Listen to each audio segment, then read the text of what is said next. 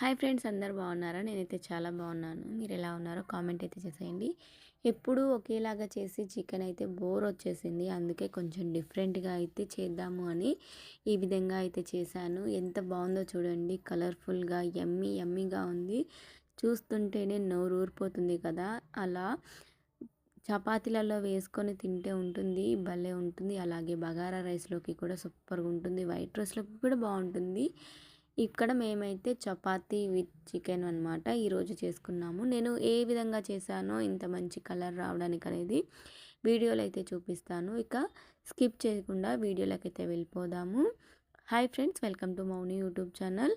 ఇక్కడ నేను చికెన్ అయితే ప్రిపేర్ చేస్తున్నాను. హాఫ్ కేజీ చికెన్ అయితే తీసుకొచ్చుకొని ఇక్కడ ప్రిపేర్ చేస్తున్నాను. ఫస్ట్ టైం మన ఛానల్ని చూస్తున్న వాళ్ళు ఉంటే ఈ వీడియోని లైక్ చేయండి, అలాగే మన ఛానల్ని సబ్స్క్రైబ్ చేసుకోండి, షేర్ చేయండి.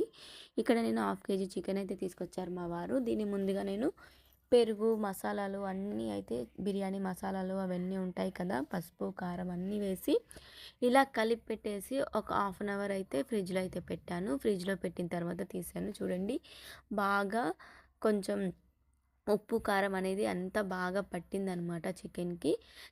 ఇంకా చికెన్ పక్కన పెట్టేసుకొని కడాయిలో అయితే కొంచెం ఎక్కువ ఆయిల్ అయితే వేసుకున్నాను. ఎందుకంటే ఇది కొంచెం ఫ్రై లాగా చేస్తున్నాం కాబట్టి సూపర్ టేస్టీ ఉంటుంది ఆయిల్ ఎక్కువ అయితే వేసి చేసుకుంటే. ఇక్కడ ఇంకా నేను ఆయిల్ వేగిన తర్వాత ఇందులోకి బండ పువ్వు, బిర్యానీ ఆకు, స్టార్ పువ్వు, అలాగే చెక్క, లవంగాలు అన్ని మసాలాలు అయితే వేస్తున్నాను.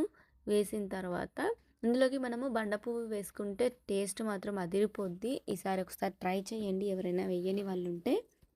ఇంకా అవి కొంచెం వేగిన తర్వాత ఇందులోకి మనమైతే చెక్క, లవంగాలు అవన్నీ వేసుకున్నాం కదా, మళ్ళీ మనం సన్నగా తరిగి పెట్టుకున్న ఒక 2 ఉల్లిపాయలని వేసుకోవాలి.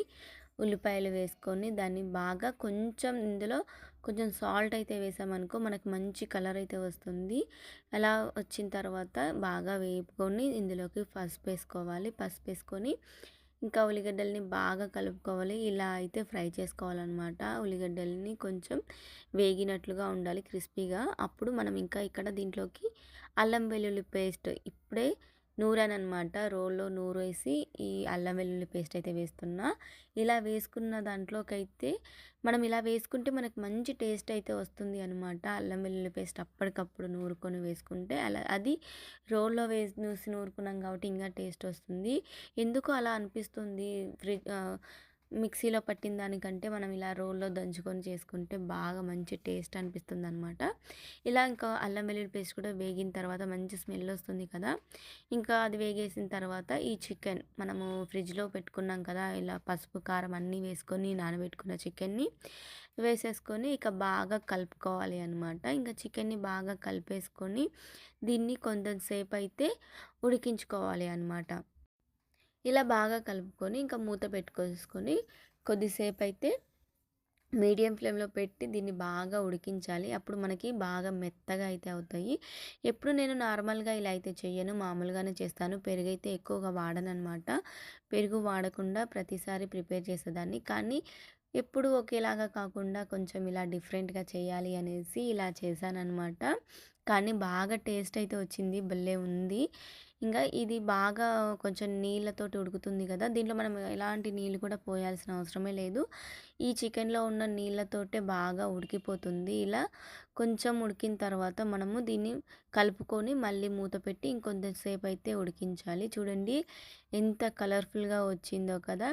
మళ్ళీ మనం దీంట్లోకి కావాలి అనుకుంటే ఉప్పు, కారం అన్నీ మళ్ళీ చూసుకొని మళ్ళీ కారము అలాగే ఉప్పు కూడా వేసుకోవాలి. చికెన్లో నుంచి కొంచెం నీళ్ళు దగ్గరికి అయిపోయిన తర్వాత ఇందులోకి నేను ఎర్ర టమాటాలు అయితే 2 తీసుకొని బాగా ఇలా చిన్నగా కట్ చేసుకొని అందులోకి కారం కూడా వేసుకొని మూత పెట్టి కొంచెంసేపు అయితే ఉడికిస్తాను. నాకు ఎందుకో వంట చేసినప్పుడు ఇలా టమాటాలు వేసిన ఎమ్మటే కలపను ఎప్పుడు కూడా, ఎందుకు అలా అలవాటైంది. కొంచెం సేపు మగ్గించి అవి ఉడికిన తర్వాత మూత తీసి కలుపుతాను. ఈ చూడండి, టమాటాలలో ఉన్న నీరే దీంట్లోకి అయితే సరిపోతుంది. చికెన్లో ఉన్న నీరు మనం ఎక్స్ట్రా నీళ్ళు అయితే పోయాల్సిన అవసరమే లేదు. ఇంకా నేను దీంట్లోకి అయితే ఏ నీళ్ళు అయితే యాడ్ చేయకుండా చికెన్ అయితే ప్రిపేర్ చేస్తున్నా. ఇలా ఇంకా బాగా కలిపిన తర్వాత నేను మామూలుగా ఎక్కువగా వాడే మసాలా అయితే వాడట్లేను. ఎందుకంటే దీంట్లో నేను ముందే చెక్క, లవంగాలు అన్నీ అయితే వాడాను కదా. అవన్నీ వేసుకున్నా కాబట్టి ఇంకా నేనేం పౌడర్ అయితే వేస్తలేను.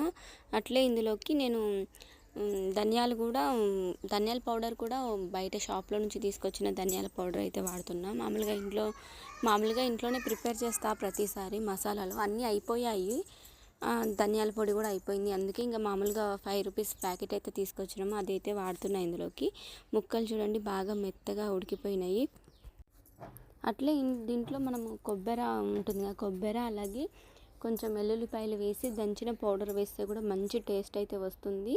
నేను ఇక్కడ వెల్లుల్లిపాయలు అయితే వేయలేదు, కానీ ఓన్లీ కొబ్బరి అయితే వాడాను అనమాట. కొబ్బరి కొంచెం దంచుకొని వేసుకున్నా, భలే టేస్ట్ ఉంటుంది. అలాగే లాస్ట్లో దింపే ముందు చికెన్ మసాలా ఉంటుంది కదా, చికెన్ మసాలా అదైతే వేసుకొని ఇంకా కొంచెం కొత్తిమీర కూడా చల్లేసుకున్నా. మంచి టేస్టీ అయిన చికెన్ కర్రీ అయితే బాగుంటుంది. నేను తిన్నాను కదా, చాలా చాలా టేస్టీగా ఉంది. నేను మామూలుగా ప్రిపేర్ చేసేదానికంటే ఇది భలే కుదిరింది, ఒకేటికి అయిపోయింది అనమాట. సూపర్ కుదిరింది. మీరు కూడా ట్రై అయితే చేసేయండి. ఈ వీడియో ఎలా ఉందో నాకైతే కామెంట్ చేయండి, లైక్ చేయండి, మర్చిపోకుండా సబ్స్క్రైబ్ చేసుకోండి, అలాగే షేర్ కూడా చేసేయండి. మన ఛానల్లో లైవ్ అయితే ఉంటుందండి, ఎవరైనా వచ్చి చూడాలి అనుకుంటే లైవ్లో అయితే జాయిన్ అవ్వండి. ఓకేనా, ఉంటా మరి, బాయ్ బాయ్, హ్యాపీ సండే అందరికీ, ఉంటాను.